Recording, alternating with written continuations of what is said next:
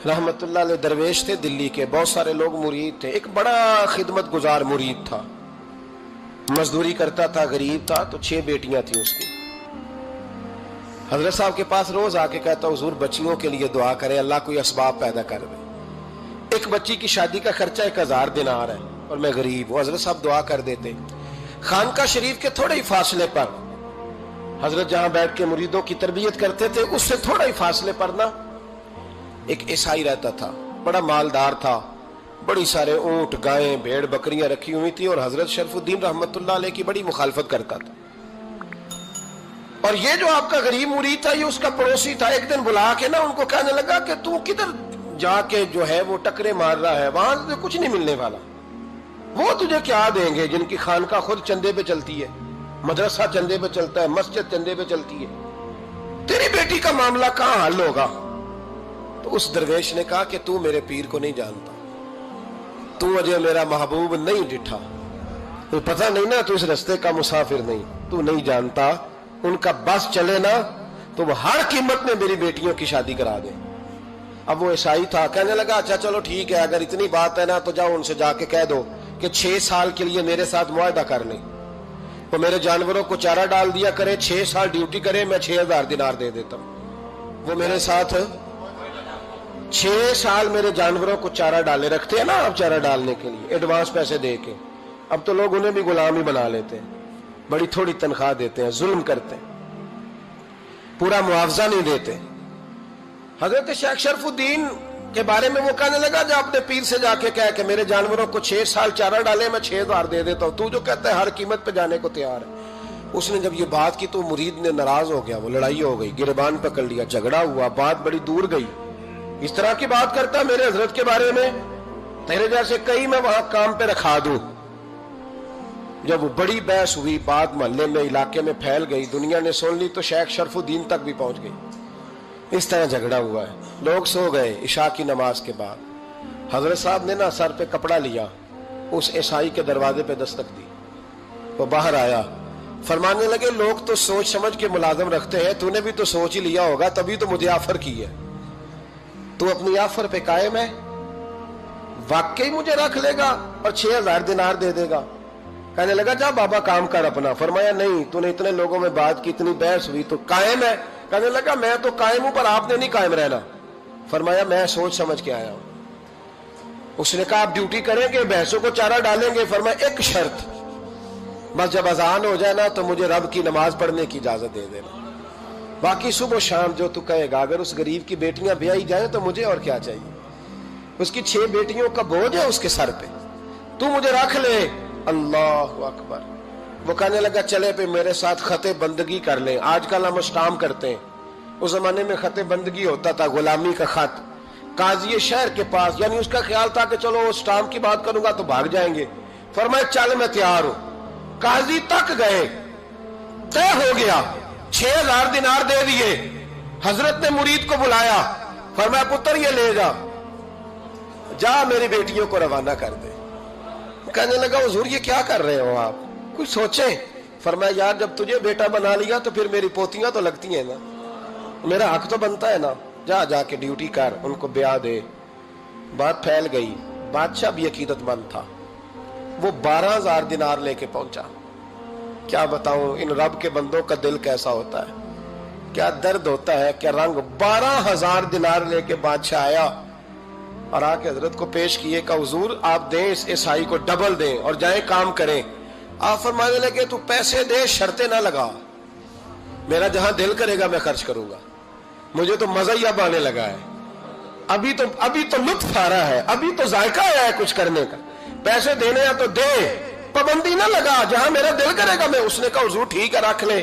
हजरत ने फजर मस्जिद में पढ़ी, जेब में 12000 दिनार थे, ऐलान फरमाया भी किसी और की बेटी भी बैठी है तो पैसे मेरे पास है।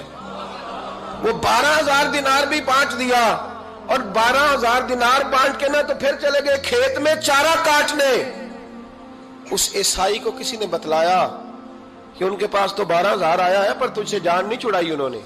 वादा ये हुआ था कि 6 देंगे तो जाएंगे, जब तक देंगे नहीं तेरे घर में काम करेंगे।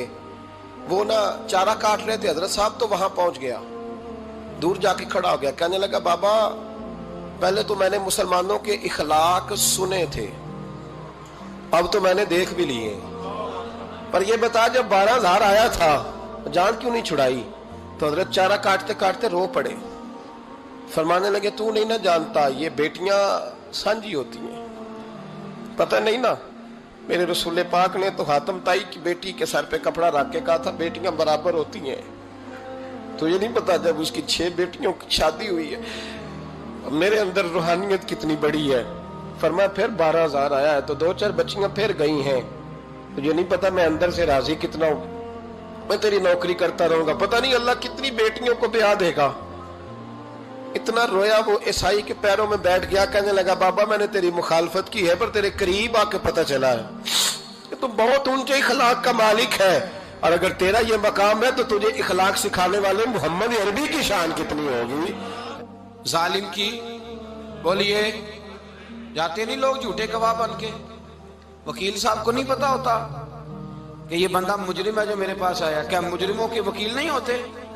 بولے تو اس کو پتہ نہیں ہوتا وکیل صاحب کو کہ یہ صاحب مجرم ہے، میرے پاس مقدمہ لے کے آئے، اور اگر بے ادبی نہ ہو جائے تو میرا خیال ہے قاضی عدالت کو بھی پتا ہوتا ہے کہ مجرم کون ہے اور مظلوم۔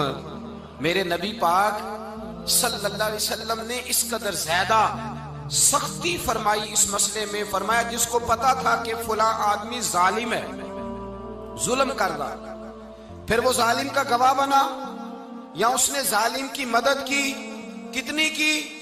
شارحین لکھتے ہیں چاہے اس نے ایک جملہ بول کے کی، چاہے ایک، سارے بولیے، چاہے ایک غریب کو اس نے ظلم کیا تو کہتے ہیں لاج یہ سی، چاہے ایک جملہ بول کے کی، شارحین اس حدیث کی شرح میں لکھتے ہیں ایک جملہ بول کے چاہے مدد کی، جس بندے نے کسی ظالم کی مدد کی کسی مقدمے میں یا کسی صورت میں اور اسے پتا تھا یہ ظالم ہے، میرے نبی پاک صلی اللہ تعالی علیہ وسلم فرماتے ہیں اگر اس نے مدد کی، ابھی ظالم کی بات نہیں ہو رہی، ظالم کے مددگار کی بات ہو رہی، اگر کسی نے ظالم کی مدد کی تو حضور فرماتے ہیں خدا بھی اس سے بری و ذمہ ہے، رسول بھی اس سے بری و ذمہ ہے۔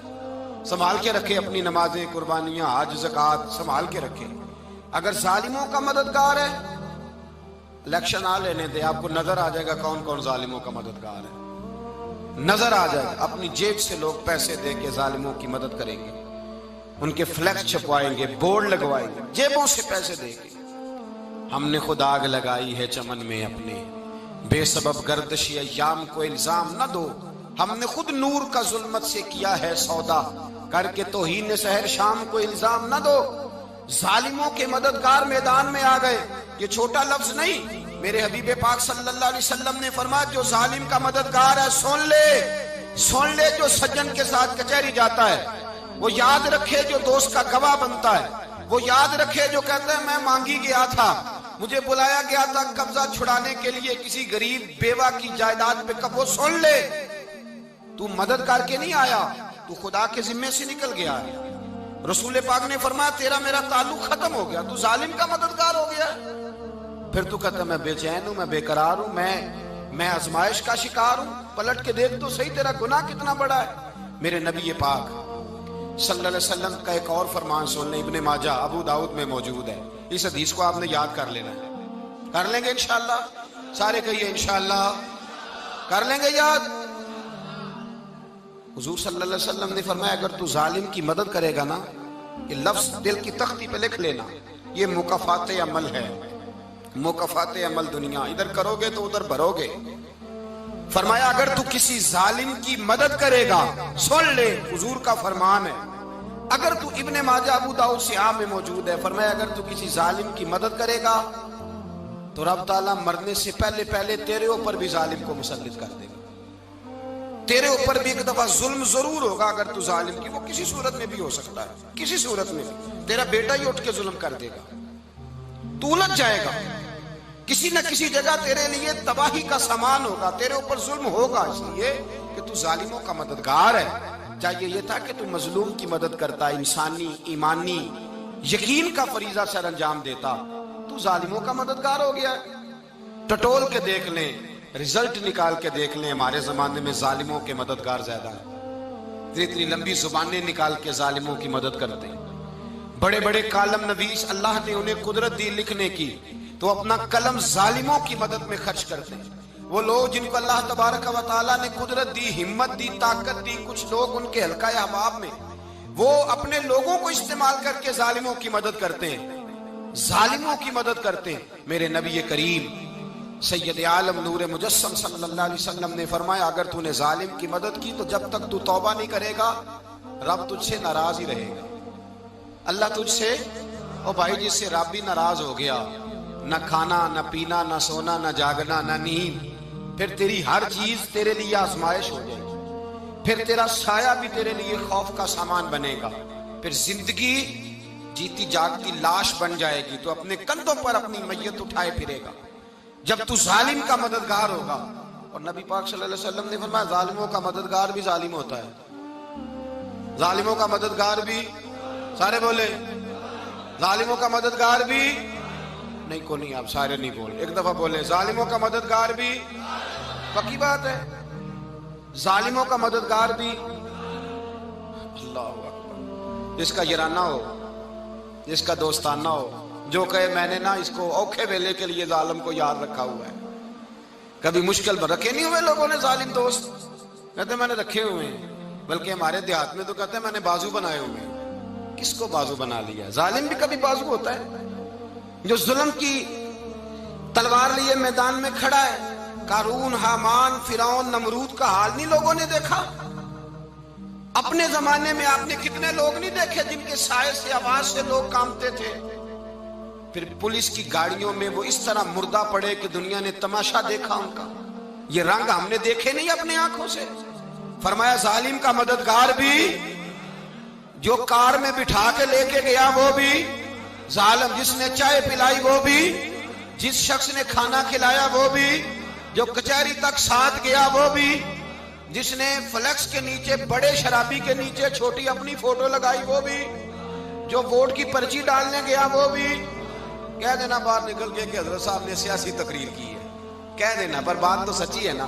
خو کرے ہم تو سے تھوڑا سا گلا بھی سن لے، خو کرے ہم تو سے تھوڑا سا بھی گلا۔ امام مالک کے پاس ایک بندہ آیا، اس نے کہا حضور میں درزی ہوں، ایک ظالم بادشاہ مجھ سے کپڑے سلواتا ہے، میں تو ظالموں کا مددگار نہیں نا۔ ایک ظالم بادشاہ مجھ سے، حضور میں تو مددگار نہیں نا ظالموں کا، جو فرمایا ظالموں کا مددگار بھی ظالم ہوتا ہے، تو کپڑے لے کے آتا ہے میں سی کے دے دیتا ہوں، ذمہ داری نہیں۔ یہ ایک آدمی دکاندار ہے، اس سے کوئی بندہ چیز خریدنے آئے گا تو تھوڑی کہے گا میں نے نہیں دینی، تو دے گا۔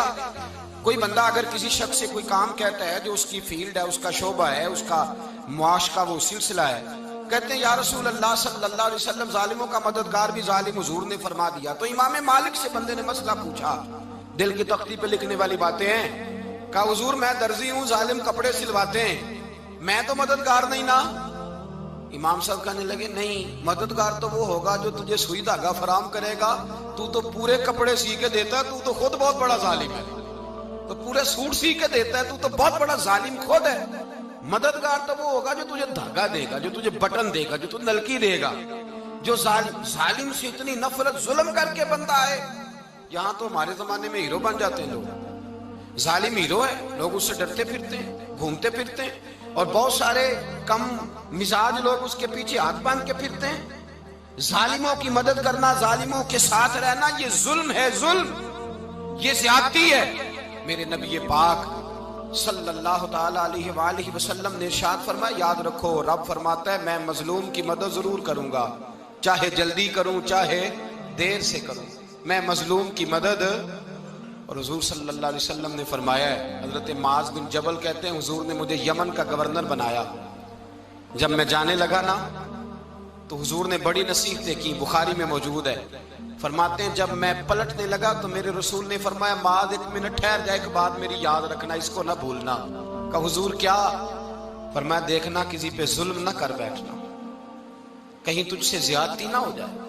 محبوبہ پھر حضور نے فرمایا سن میرے معاذ، میں تجھے گورنر بنا رہا ہوں، زیادتی نہ کر بیٹھنا۔ یا رسول اللہ صلی اللہ علیہ وسلم کیا ہوتا ہے؟ تو میرے کریم نے فرمایا جب مظلوم دعا کے لیے ہاتھ اٹھاتا ہے تو عرش کا مالک کہتا ہے فرشتوں پیچھے ہٹ جاؤ، عرش کا مالک کہتا ہے فرشتوں پیچھے ہٹ جاؤ۔